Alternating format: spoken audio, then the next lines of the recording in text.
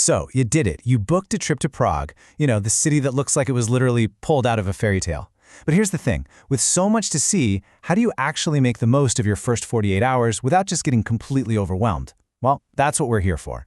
This is your game plan to turn that trip into a seamless adventure so you can hit the ground running from the moment you land. I just love this description because it hits the nail on the head, right? It perfectly captures the two sides of Prague, this incredibly beautiful, historic place that's also a real, living, breathing city. Our goal today is to give you the tools to navigate both sides of it like an absolute pro. Okay, first things first. You've landed. Now, that journey from the airport to your hotel, it can really set the tone for the entire trip. So let's make it easy, efficient, and totally stress-free. Forget about those expensive taxis. We're going to master Prague's public transit from minute one. And look how simple this is. Seriously, it's just 3 steps. When you arrive at Václav Havel Airport, the first thing you do is find a kiosk and grab a public transport pass or a ticket. Then, you're going to hop on trolleybus number 59.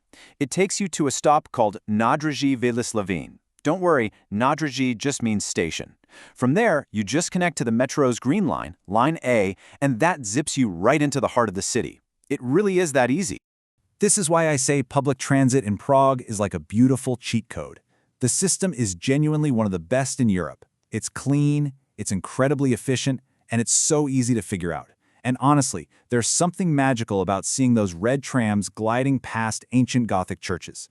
It's not just transportation, it's part of the Prague experience itself.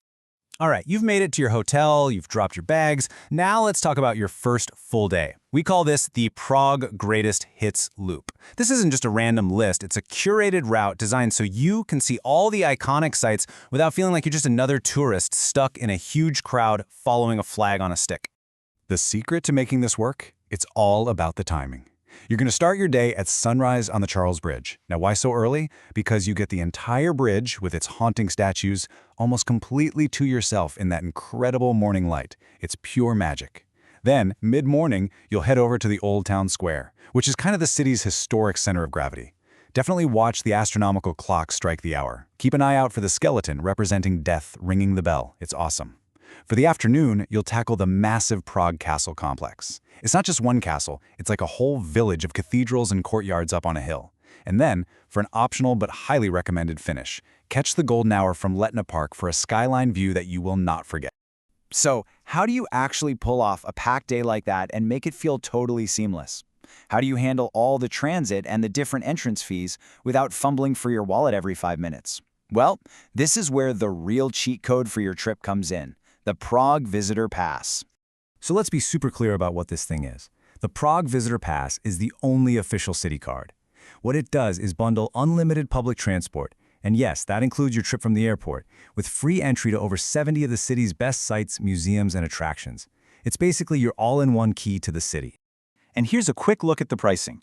You can get the pass for 48, 72, or even 120 hours, with different rates for adults, students, and kids. Honestly, for a weekend trip, that 48-hour pass is usually the sweet spot. It covers everything we've talked about and a whole lot more.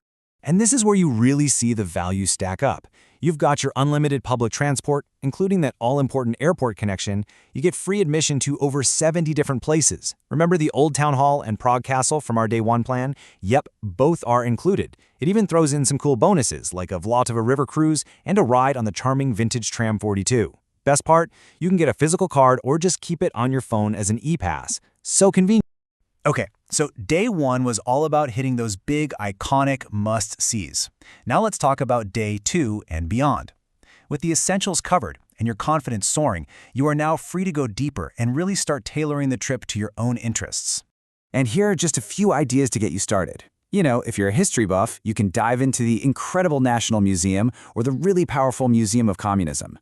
If you're more about killer views and chill vibes, head up to Vyšehrad Fortress or climb the Petrine Hill Lookout Tower. And hey, if you've got an extra day, the train system makes day trips to places like the world-famous Bone Chapel in Knighora super easy.